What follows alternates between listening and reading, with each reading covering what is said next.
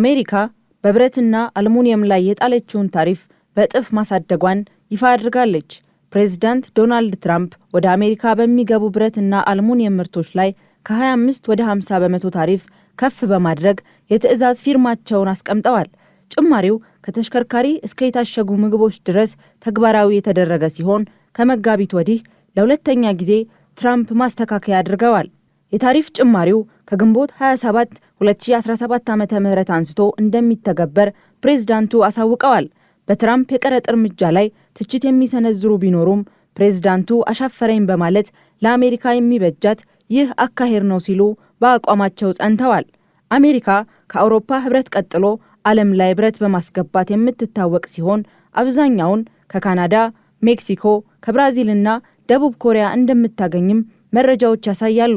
የባለብዙ ትሪሊዮን ዶላር የታክስ እፎይታና ተጨማሪ የመከላከያ ወጪዎችን ጨምሮ የአሜሪካ መንግስት ተጨማሪ ገንዘብ እንዲበደር የሚፈቅደው ይህ ህግ በግንቦት ወር በተወካዮች ምክር ቤት ጸድቋል። የታሪፍ ጭማሪውን ተከትሎ ኤሎን መስክ የፕሬዝዳንት ዶናልድ ትራምፕ ፊርማ ታክስና የውጪ ሂሳብ ላይ አሳፋሪና አስጸያፊ ነው ሲል ነቅፏል። ማክሰኞ ዕለት በኤክስ ገጹ ላይ በለጠፈው ጽሑፍ ይቅርታ፣ ለዚህ መቆም አልችልም፣ ይህንን ህግ ለማጽደቅ ድምጻቸውን የሰጡ ያሳፍራሉ፣ ስህተት እንደሰራህ እወቀው ብሏል። ቢሊዮነሩ መስክ በትራምፕ አስተዳደር ውስጥ ዶጅ ተብሎ ከሚጠራው ቢሮ ለ129 ቀናት ወጪን ለመቀነስ ከሰራ በኋላ በድንገት አስተዳደሩን መልቀቁ ይታወሳል። መስክ ቀደም ሲል እቅዱን አሳዛኝ ብሎ የጠራው ቢሆንም አሁን የሰጠው አስተያየት ግን የመንግስትን ኃላፊነት ከለቀቀ በኋላ ከትራምፕ ጋር ለመጀመሪያ ጊዜ ያለውን አለመግባባቱን ያመለክታል። መስክ ምንም እንኳን ትራምፕ ሁልጊዜም ከእኛ ጋር በመሆን በሁሉም መንገድ ይረዳናል ቢልም በትራምፕ አስተዳደር ውስጥ ያለውን ስልጣን ከቀናት በፊት አብቅቷል። ትራምፕ ግዙፍና ቆንጆ ህግ ብለው የሚጠሩት ይህ አዋጅ መንግስታቸው ያለበትን የበጀት ጉድለት በሚቀጥለው ዓመት ወደ $600 ቢሊዮን ከፍ እንደሚያደርገው ተገምቷል።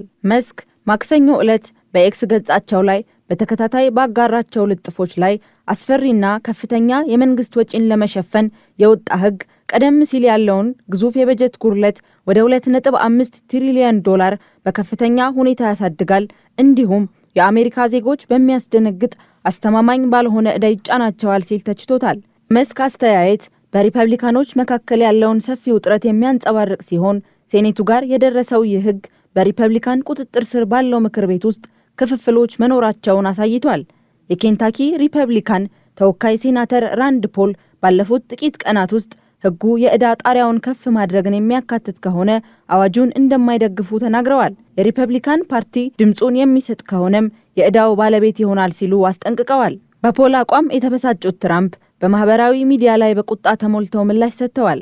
ፖል ስለ ህጉ በጣም ትንሽ ግንዛቤ አለው ካሉ በኋላ የኬንታኪ ሰዎች ሊደግፉት አይችሉም ሲሉ ወንጅለውታል። ትራምፕ የእርሱ ሐሳቦች በእውነትም የእብድ ናቸው ሲሉ ጽፈዋል። የሪፐብሊካን ህግ አውጪዎች የመስክን አስተያየት አስተባብለዋል። የሴኔቱ መሪ ጆን ቱኒ ለጋዜጠኞች እንደተናገሩት ፓርቲው የአመለካከት ልዩነት ቢኖረውም ሙሉ በሙሉ ወደፊት ለመቀጠል አቅዷል ብለዋል።